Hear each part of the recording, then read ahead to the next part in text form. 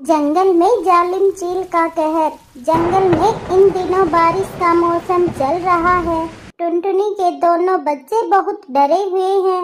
उनकी माँ टुनटुनी खाने की तलाश में बाहर गई हुई है। बच्चों ने पहली बार बारिश देखी है। उनको कुछ भी पता नहीं कि बारिश के समय क्या करना चाहिए। भैया, अंदर आ जाओ, बाहर खतरा भी हो सकता है। मम्मा ने कहा है मेरे आने तक घोंसले के बाहर मत जाना। अरे, मैं तो बाहर जाकर देख रहा था कि ऐसी आवाजें कहाँ से आ रही हैं। बाहर मैंने देखा कि आसमान से बहुत सारा पानी नीचे गिर रहा है। कुछ भी हो भैया, लेकिन तुम मम्मा के आने तक बाहर मत जाना।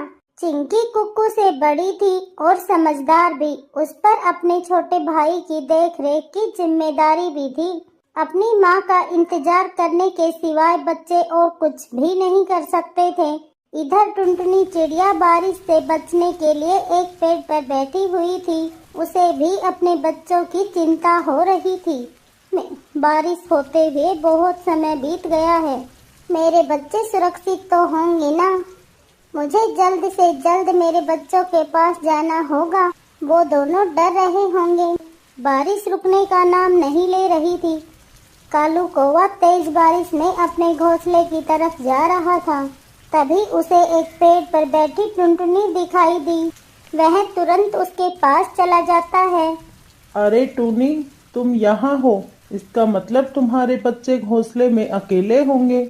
हाँ कालू भैया, मुझे भी मेरे बच्चों की बहुत चिंता हो रही है, लेकिन मैं कैसे जाऊं इतनी तेज बारिश में? टुनटुनी, मैं तुम्हें डराना तो नहीं चाहता, लेकिन मैं बताना चाहता हूँ। सुना है हमारे जंगल में एक खतरनाक चीलों का झुंड आ गया है। हाँ कालू भैया, मुझे ये बात पता है। कल मैं जब मीनू मौसी के घर गई थी तब मैंने देखा था कि एक चील मीनू मौसी के बच्चे को खा रही थी।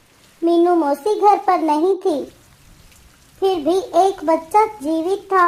मैंने उसे बचाने की ठान ली। अरे ठहरो जालिम चील, छोड़ दो इस बच्चे को, नहीं तो तेरा बुरा हाल होगा। और फिर चील को गुस्सा आ गया और वो कहने लगी, अरे ओ चिड़िया, तुम्हारा दिमाग खराब है क्या? अगर मेरा पेट भरा नहीं होता तो मैं तुम्हें भी खा जाता। और हाँ, एक बात समझ लो, अगर आगे से कहीं भी दिखाई दी तो मैं तुम्हें नहीं छोड़ूंगा। मैं तुम्हें उसी समय खा जाऊंगा और डकार भी नहीं लूंगा। ऐसी धमकी देकर गया वो चील वहाँ से। तभी मीनू मौसी भी वहाँ आ गई और वो ये सब देखकर बहुत दुखी हो गई कालू भैया, क्योंकि चील उसके एक बच्चे को खा चुका था। अरे ये क्या हो गया मेरे तो सब कुछ ही लुट गया। ये सब उस जालिम चील ने किया है। मैं उसको जिंदा नहीं छोड़ूंगी। मीनू मौसी, तुम्हारे बच्चे को चील ने खाया है। अगर मैं मौके पर नहीं आती तो तुम्हारा ये बच्चा भी नहीं बचता। टुनटुनी बहन, तुम्हारा बहुत बहुत शुक्रिया। मैं तुम्हारा ये एहसान जिंदगी भर नहीं भूलूंगी। पर अब मैं उस चील को नहीं छोड़ूंगी। मैं उसे जान से मार दूंगी।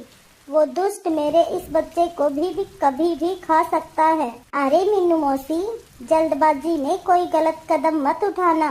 वो सिर्फ तुम्हारे बच्चे का ही नहीं, जंगल में और भी पक्षियों का शिकार कर रहा है। हमें उसे झांसे में फंसाना होगा और फिर हम उसको उसके किए की सजा देंगे। मीनू मौसी, जल्दबाजी में कोई गलत कदम मत उठाना। हाँ ठीक है टुनटुनी, मैं ऐसा कुछ भी नहीं करूँगी। अच्छा, तो ये सब हुआ था मीनू चिड़िया के साथ।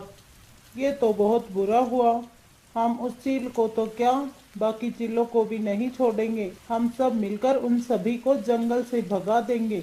अब तुम भी जल्दी जाओ घर। हाँ कालू भैया, बारिश रुके या ना रुके, मुझे कैसे भी करके अपने बच्चों के पास जाना होगा। ठीक है टुनटुनी, अब मैं भी चलता हूँ। फिर कालू कौवा वहाँ से चला जाता है। बारिश बहुत तेज थी। खुद की परवाह ना करते हुए टुनटुनी तेज बारिश में भी अपने बच्चों के पास निकल पड़ती है। बारिश के कारण उसे उड़ने में दिक्कत हो रही थी। उसके पूरे पंख भीग चुके थे, लेकिन वो उड़ते ही जा रही थी। वो देखो, अपना शिकार खुद चलकर अपनी तरफ आ रहा है। इस तेज बारिश में उसे खाने का मजा भी बहुत आएगा। अरे मेरे पास तो मिर्च मसाला भी है, उस चिड़िया को खाकर हम दोनों का पेट भर जाएगा। टुनटुनी चिड़िया शिकारी चीलों के पास आ जाती है। अरे ओ चिड़िया, रुक भी जाओ, इतनी तेज बारिश में कहाँ जा रही हो? टुनटुनी चिड़िया चील को देखकर बहुत डर जाती है, लेकिन टुनटुनी बहुत ही होशियार और समझदार चिड़िया थी, साथ ही साथ निडर भी थी। उसने चीलों का सामना करने का फैसला किया। चील भाई, मैं अपने घर जा रही हूँ। ऐसे कैसे जाओगी? अब तुम हमारे इलाके में आ चुकी हो। अब तुम अपनी मर्जी से घर जाने की बजाय सीधे हमारे पेट में जाने वाली हो। उनकी ये बातें सुनकर टुनटुनी घबरा जाती है। उसे कुछ भी समझ नहीं आ रहा था। तभी उसके मन में एक विचार आया, मुझे कैसे भी करके इनसे छुटकारा पाना होगा। अरे चील भाई, आप मुझे कैसे खा सकते हो? मुझे तो पहले ही खाने के लिए किसी ने बुक किया हुआ है। क्या? ऐसा कौन है जो हमारे होते हुए भी तुम्हें बुक किए बैठा है? चील भाई, वो और कोई नहीं है बल्कि मेरा ही पति है। वो भी एक चील है। मैंने उसकी सेवा की है, 3 प्यारे प्यारे बच्चे भी दिए, फिर भी वह मुझे खाना चाहता है। ये क्या? भला कौन अपनी पत्नी को खाएगा? खाने के लिए तो जंगल में बहुत सारे पक्षी हैं ना। हाँ चील भैया, कोई भी नहीं चाहेगा, पर मेरा पति चाहता है। यही नहीं, उसने मेरे बच्चों को भी खा लिया है। अगर तुमने मुझे खा लिया तो वो तुम्हें भी नहीं छोड़ेगा। मुझे खाने का हक सिर्फ उसी का है। किसकी इतनी हिम्मत जो हमसे टकराई? चील भाई, अगर हिम्मत है तो चलो मेरे साथ, एक बार उनसे लड़कर भी देख लो। अगर तुम जीत जाओ तो फिर खा लेना। बताओ, मंजूर है? हाँ हाँ, चलो हम भी तो देखे उस 30 मारखा को। फिर वो टुनटुनी उस शिकार चील की तलाश में निकल पड़ती है जिसने मीनू मौसी के बच्चों को खाया था। टुनटुनी आगे आगे उड़ रही थी और शिकारी चील पीछे पीछे। आखिर टुनटुनी उस चील की गुफा तक आ ही गई। अरे, ये चिड़िया तो मेरी तरफ ही आ रही है। कल तो मेरे से बच गई, मगर आज बहुत भूख लगी है। आज तो मैं इसका शिकार करके इसे खा ही जाऊंगा। चील भैया, तुम यहीं पर रुको। अगर उसने तुम्हें देख लिया तो वह सतर्क हो जाएगा। पहले मैं अकेले ही जाती हूँ। जब वो मुझ पे हमला करने लगे तो तुम जल्दी से आ जाना। टुनटुनी चिड़िया उन्हें वहाँ छोड़कर उस शिकारी चील के पास जाती है। अरे वाह, आज तो शिकार खुद चलकर मेरे पास आ गया। लगता है आज तो मैं पेट भर कर खाना खाऊंगा। हाँ हाँ, कल भी तुमने मेरे 2 छोटे छोटे बच्चों को खा लिया, तो आज तुम मुझे भी खा ही लो। वैसे भी मैं जिंदा रहकर क्या करूँगी? मेरा तो सब कुछ लुट गया है। अरे चिड़िया, वो बच्चे इस दुनिया में मेरा पेट भरने के लिए ही आए थे। उन पर मेरा अधिकार था। बाहर वो चील टुनटुनी की बातें सुन रहा था। उसे पूरा विश्वास हो गया था और उधर ये चील समझ नहीं पा रहा था कि चिड़िया ऐसी बातें क्यों कर रही है, लेकिन वो भी मौका गंवाना नहीं चाहता था। हाँ हाँ, जैसे मैंने तेरे बच्चों को खा लिया वैसे ही मैं तुझे भी खा जाऊंगा। चील टुनटुनी पर हमला करने लगता है। तभी उसका रास्ता दूसरे शिकारी चील ने रोक लिया। अरे बेटे, जरा रुक तो जाओ, वो हमारा शिकार है।